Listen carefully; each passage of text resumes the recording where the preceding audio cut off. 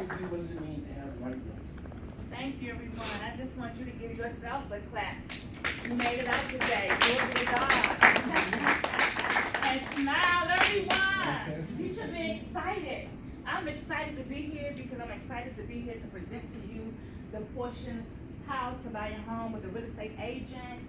I like doing what I do. I love my job. I have a passion to help people.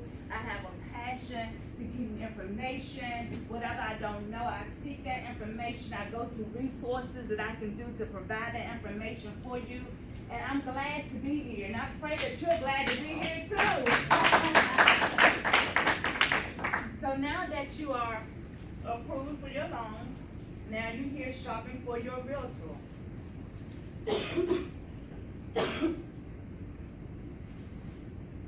So what we're going to do today, we're going to select a realtor. That's my portion. We're going to find a home. We're going to submit a contract, and we're going to get that contract ratified.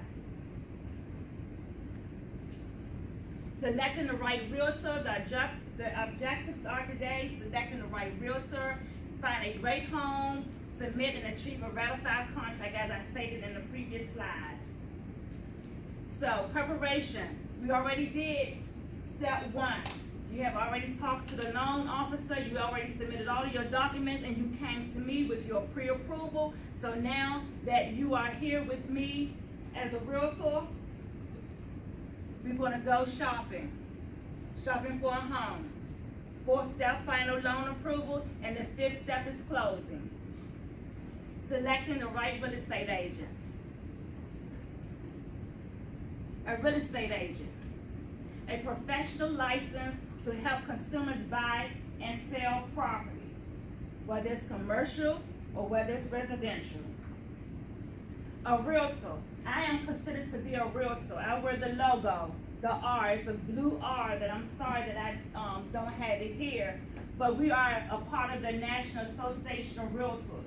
And what we do, we have responsibilities to you as our client. We have responsibilities as a real estate agent, and we have to adhere to a strict code of ethics by the National Association of Realtors. So we cannot do what we want to do. I cannot treat you any kind of way. I cannot mislead you any kind of way. I have to guide you through the whole process. Even when you really don't understand your loan, guess what? You come to me, because I have to help you understand. If we have to get on a conference call to call the lender, listen, my client don't understand such and such and such. That's what I do for you because I work for you. Realtors, I want you to understand, realtors are not home appraisers. We are not property managers. Some are. Some are licensed to have all of these fields, but when we are working with you, and when I'm working with you, because I'm licensed as a realtor only. So my job is to make sure that I find suitable housing for you that you can afford. So my job is not, and my expertise is finding a suitable home of your choice with all of your criteria to meet your needs, but I'm not an attorney. I am not a tax preparer. Real estate counselors are here at Home for USA, so I will refer you to those people who are qualified and have the expertise in that job or in that field. What you can do for them, close to what an appraiser does, you can do them comparables, right? Exactly. So on your table here, on your table you will see a sheet that I have a CMA here. And this is exactly what the appraiser would do, close to what they would do. So this is only to give us an estimate value of what your home, what offer you can submit, at what price, what offer price. And this is what I do for you so that we can put in the best offer. You're not overpricing, pricing, just trying to get the home, but we want to put in a price that is just right. Now let me just remind you that when the appraisal come and do his work, that is going to be the bottom line of what you want to purchase that house for. If we submitted an offer that is over the asking price, well, we won't submit an offer that's over the asking price, but if we submitted an offer and the price will come back and it's lower than what we submitted, then that's what you're going to pay for the house. Because the loan officers are not going to give you a loan for more than what the house is worth. Now, you do have the choice of bringing your own money to the table to purchase that home if you desire. But usually, if an appraisal come in lower, it's my job to negotiate, making sure that you get that house for what that appraised value is. Yes, ma'am. So what if you are a property manager and you steer me towards a house that you want to sell? It's up to you.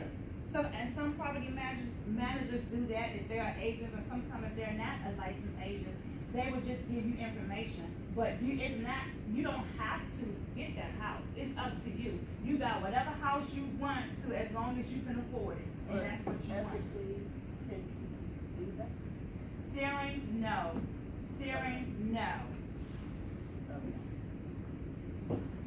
You can be an agent, not have a license. No. You have to have, every real estate person, salesperson must be licensed in whatever state they are gonna work in. Yeah, there are so many homes that you can sell without having to be a real estate agent. You get that? I don't know what the number is, but per state, there's so many homes that you can sell as an investor. But what she's talking about is being a licensed agent. It's different. You have to be licensed to do what she does. Okay? Right, so an investor who buys homes and flip them, they don't have to have a real estate agent. They don't have to have a license for that. Sell the house to somebody else. Help somebody buy a house. If you were a seller selling your home, you do not have to have me, but I definitely suggest that you work with a real estate agent that knows the laws, have all the documentations. So, you're saying a for sale by owner who try to sell their home on their own because they think they're getting out of paying the commission for the real estate agent, but guess what? They're losing money because they're trying to sell their home and they cannot sell their home because they don't have a database like I have. Nor do they have the network that I have. Nor do they have the education that I have. Nor do they have the resources that I have.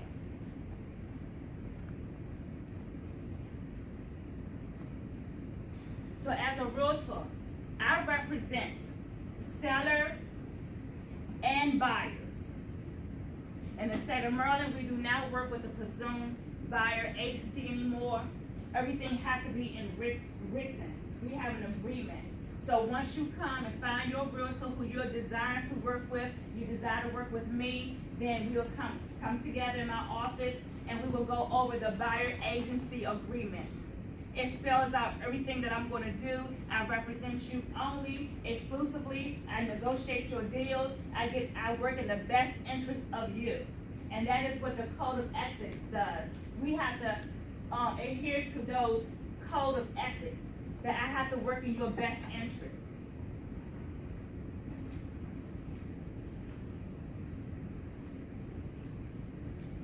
How do you choose a real estate agent? Do any of you know?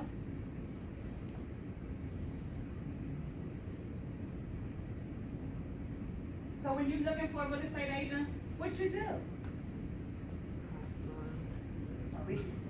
Talk to your friends, recommendations from friends.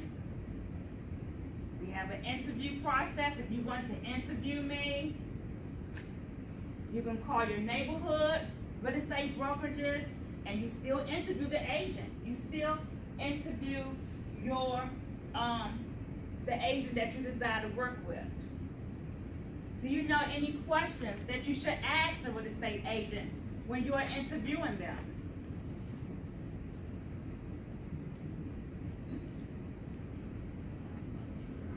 Yes. Someone said, are you licensed? Yes. Are you licensed? What else?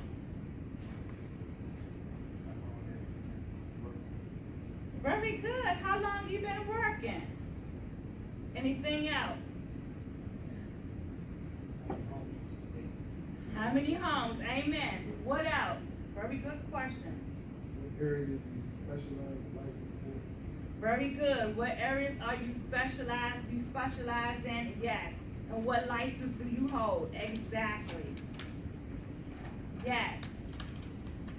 What about within that agent. Are you a member of the National Association of Realtors? Why? Because we just said earlier, or I just said earlier, that realtors are a member of the National Association of Realtors, and we adhere to a strict code of ethics. We cannot do what we want to do. I can't treat you any kind of way. I cannot mislead you, misguide you, or misinform you. So, all real estate agents are not realtors, but all realtors, such as myself, are real estate agents.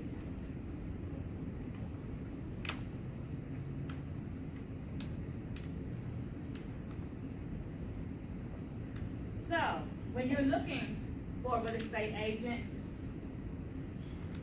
you want a good one. Honest, fully disclosed information, and this is exactly what the Code of Ethics makes sure we do. I have to disclose to you something that I know about the property, because that's going to help you make an informed decision if you want that property or not. I have to put your interest before mine. I have to put your interest before my commission.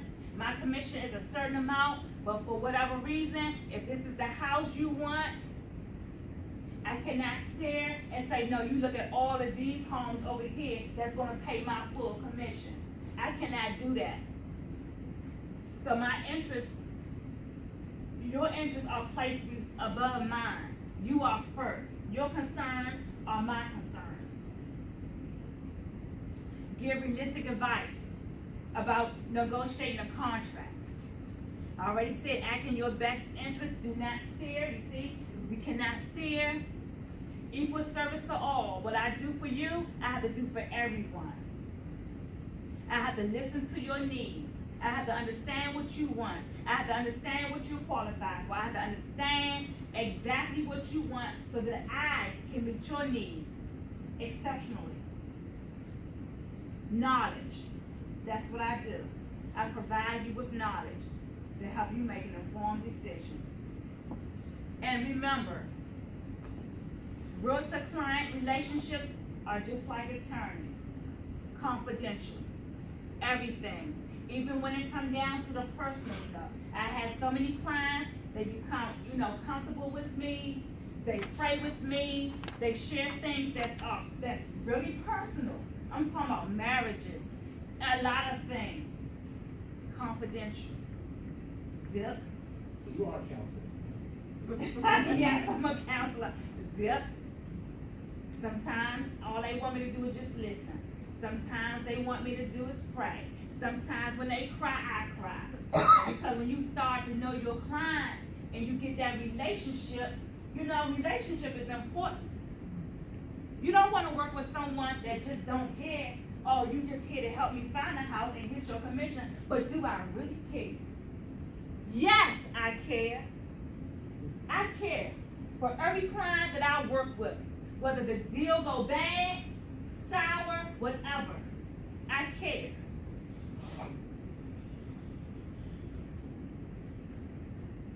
What's the difference between buying a home with a realtor and without one?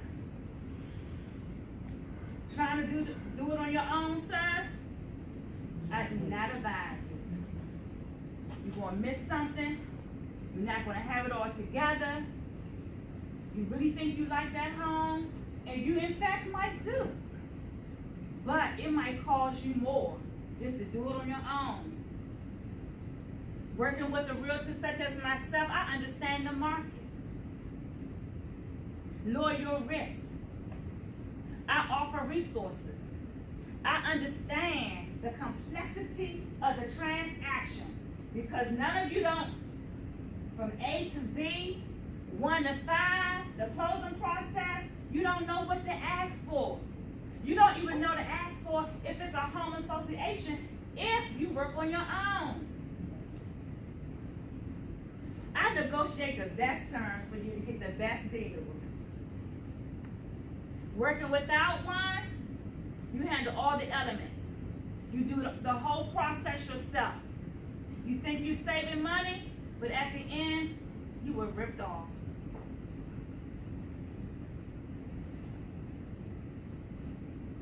Tips to a great real estate or realtor relationship. I mentioned every relationship that I have with my clients must be in writing. Must be in writing. I keep all communications lines open, clear, make sure that you understand what I'm saying. I follow up by text or email when I call. You can reach me by phone, text, or email, whichever is going to work best for you. Some people don't want to talk on the phone these days. I'm telling you, it just drives me crazy. But I like picking up the phone because I like to have that direct. So when I text something and I'm quickly texting because I'm with another client or I'm driving, I'm stopping at the light or doing something, sometimes it can come out wrong, especially if I'm rushing, trying to get that text back to you to respond to you in a timely manner. It can come out wrong. But I follow up with a phone call. I like calling my clients because I want to understand you. I want to hear your voice. I want to know you. So when your voice starts cracking or you kind of quiet when you're usually not quiet, I said, what's up? Eleanor, why are you quiet? What's wrong? Eleanor, why are you, okay, let me understand what you want. Tell me. See, I get to know you when I talk to you. But that texting and that email, you hide behind it, I don't know. I get to understand your heart a little bit. I get to understand where you are in your mind. And I can relate to you much, much better. And I can keep those smiles on your face when it seems like disaster is hitting. I can come back and encourage you. We're going to understand in your workbook, it has what you want, your needs and your wants. We're going to establish that early on before we go shopping for our homes. Because I need to know what you want. You need to know what you want in buying a home. You need to know what location, what area. If you want a basement, doesn't matter. Do you want a garage? Doesn't matter. If it matters, do you want one? Do you want two? Do you want three? I need to know everything. And you need to know what's more important in the home. Because it's going to be pros and cons with some homes. It's going to be pros. You're going to like something over here. You're going to like something over here. But what are the needs? Is this particular house meeting the most of your needs? That's what I need to know. Make and keep all appointments. And the last one is very important. Only work with one realtor at a time. So many people try to be slick. They really do. This is my livelihood. This is my job. I do it as a full time. This is full time for me. You call me up. You don't want to sign nothing. I'm not going to spend my time with you. You sign something with me, then you go sign something with somebody else, or you call in somebody else, or you shouldn't. You should come to me and direct all questions or your concerns to me. Excuse me. Now we are finding the right home. I'm sorry, that's my sinus. I'm so sorry. All right, we have already established and determined that you are already pre-approval. We don't have to waste any more time about that. You already pre-approved. So now we're gonna go shopping. I will not, and most real estate agents or realtors will not work with anyone who is not pre-approved. I'm just gonna send you back to the lender. Outline your needs and your wants. I don't know if that's in your book or not. I don't think it is. But everything from a laundry room, basement, if there has to be a walkout, I mean to the T. To the T. Yes. And I would, this should be in the book as well, because this is very important, how many bedrooms and everything. So you won't really leave nothing out. Do you want central air? Or yes. The neighborhood. Where you want to, Prince George's County, where? Prince George's County, where? Don't say Maryland. We have Baltimore City, Baltimore County, we have Prince George's, we have Charles County, Anne Arundel. No, we have to narrow it down. You don't know the zip code, that's fine, just give me the city. Give me the city. You want DC? Where in DC? We have 4 sectors, and where in DC? Southeast, northeast, southwest, northwest, where? Do you want the suburbans? Do you want to be close to the city? Do you want to be outskirts? Peace, country life. Schools, that's important now to parents. Schools are very important. We live in a good school district. I see a lot of that. My clients, I want a good school district. I want to stay in this area with this school here. And that's what we focus on. One thing I do suggest, that if you are concerned about any area that you move to far as the crime and the sexual offenders, please call the local police department, because I cannot furnish that information, because I don't live in that area and I cannot furnish that information to you. Excuse me. Name one thing that you should do if you're interested in a neighborhood and you want to feel comfortable before purchasing your home. Visit it for weekends, go through, Very good. Different times of the day. Ride by, go by as often as you can. If that's the neighborhood that you truly desire, you can also call the local police department, and they can give you some stats. If you know the crime rate and things like that. It's very important. There are different type of sales that's on the market. We have the standard sale, which are standard sale is a seller who is selling their home, and they can get what they more for their house or whatever the market dictates for their home. They have equity. It's a standard sale. It's just straightforward. That can close between 30 to 45 days. We have auction. Auction is just like it says, you bidding on something. So you bidding on the home. You're going to go to the courthouse, or sometimes you go to the property. If they're going to have that the property, and the auctioneer would be there, and then they would say, blah, blah, blah, blah, blah, blah, whatever they say, they're going to have a starting price, a starting bid at $200,000. And so, started at $200,000, you know how they talk real fast, and they go up, go up, go up, and then once somebody say this and this, and that's how it is. Sure. With an auction, typically they also want you to have a deposit, right? Yes. At auction, you have to, sometimes they ask you to pay a 5% buyer's premium. Sometimes the auction considered, they just want cash. So they have different types of criteria depending on the property, depending on the investor who holds that note. So yes, short sales, I specialize in short sales. That's what most of my business has been, short sales. Short sales are when sellers are underwater in their property. When I say underwater, they behind in payments. The market does not dictate that they can sell their house for what they have purchased it. They can't get no more for it. Matter of fact, they just can't pay it off. So that creates a short sale. And the lender has to approve it. I can't approve it, they can't approve it, the lender, yes. Historically, short sales usually take longer. You figure out. Yes, the short sales takes longer. They are trying to wrap it up within that 90-day time frame. So you're looking at 90 to like 160 days out before you can even go to settlement on a short sale, depending on the investor, depending on the situation with this property, free foreclosure, and all of that stuff. The difference between a short sale and a foreclosure is that the bank do not own the property, but the bank dictates the sale of the short sale. The foreclosure is the bank, the person, if it's a REO, which is a foreclosure, went into foreclosure, meaning that the bank now owns that property.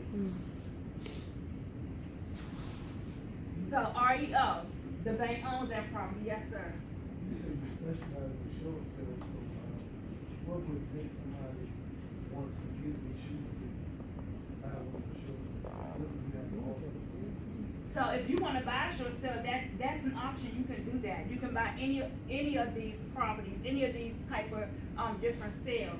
The difference is that you have to understand that the short sale is gonna be dictated by the bank, and that you have to be approved. You submit your offer, the bank has to approve your contract, your loan, that they're gonna accept this. They're gonna tell you what they're gonna give you. They're gonna tell you that it's as is, they're not fixing nothing up. Some short sales don't give closing costs, some of them do. So that's where I come in at and say, we need closing costs. So what have you seen some of the rewards of specializing in short sale?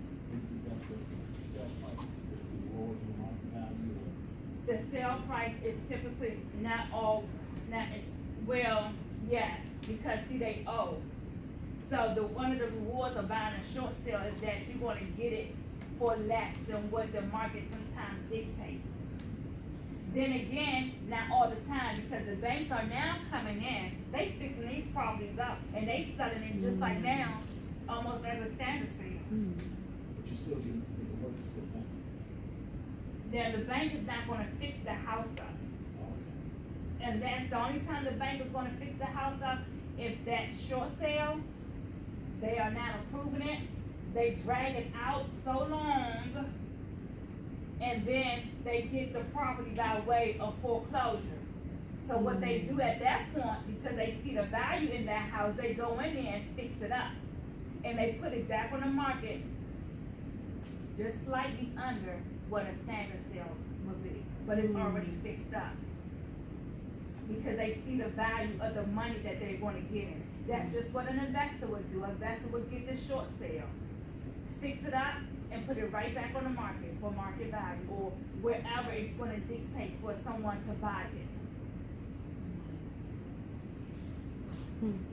So when you submit your offer, one of the things you have to know and is required when you submit your offer is an earnest money deposit, and it's usually 1% of the sale price or the offer price. If you really want it, I would suggest, especially if it's a hot house, or a lot of people have been there, a lot of offers are now on this property, I would suggest let's up the earnest money deposit, if you can do that.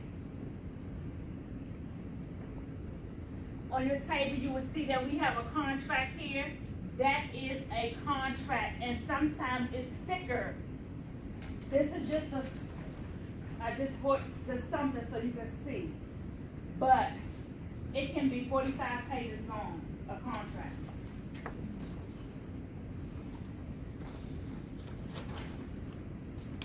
Now you wanna try to buy it on your own? When you, all right, what are our negotiation tips? When we have a contract, when we submit our contract, what are things we can negotiate? Our contingencies, home inspection, financing. We had the comps that I showed you. If a price is this higher than what the comps are showing, then we're gonna submit an offer where an estimate of what my comps is showing. We have concessions, which is sellers closing towards for you.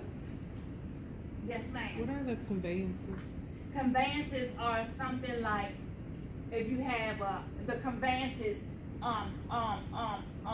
she said it, somebody, wash and dryer. Wash and dryer. Cause sometimes the wash and dryer does not come with the house, they can say does not come back. They'll say refrigerator. My first time ever selling when I wasn't even in the market, but I just bought this refrigerator for a home that I purchased, and I just bought it. And I didn't want to keep it there. So I said, do not convey. My real estate agent looked over that, because I had a paper on the refrigerator that said does not convey with the property. And then at settlement, they said, well, the refrigerator's gone. At the home inspection or whatever, it was gone. I took it out. So they wanted the one that I bought, and I did not give it to them. My agent didn't explain all this to me. I went and bought another one that was less cheap, but it was the same color and everything. They did not want that. They did not want it. It was a big mess.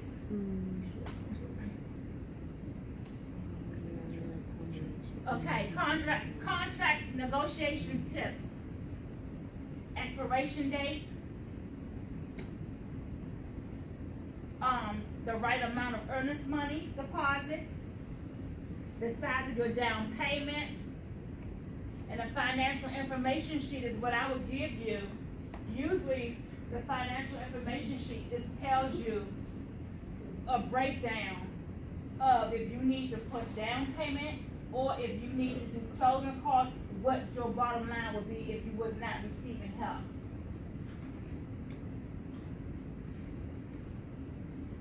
So now, I negotiated everything for you, and now our contract is ratified, meaning accepted by the seller with all signatures by all parties of the transaction, seller, buyer.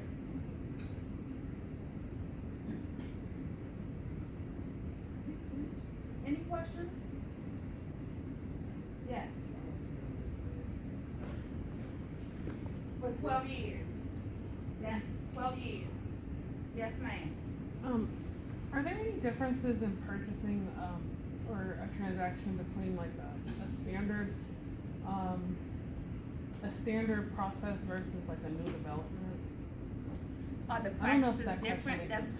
Or, I guess, are there any differences in the process when someone is purchasing a new development so if you, versus a home that's already built? So, when you are purchasing a new construction, that's what we call a new construction, they have a sales person in the model. Usually, and not usually, but if you will, if you purchase a new construction, they have their own forms.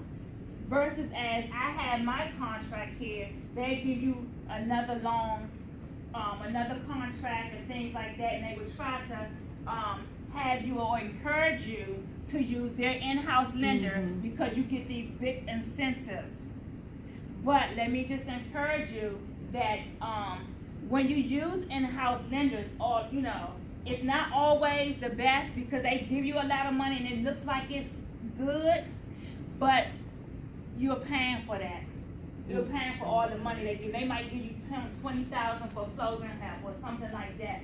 And I try to negotiate washer and dryer coming in there. Like upgrades?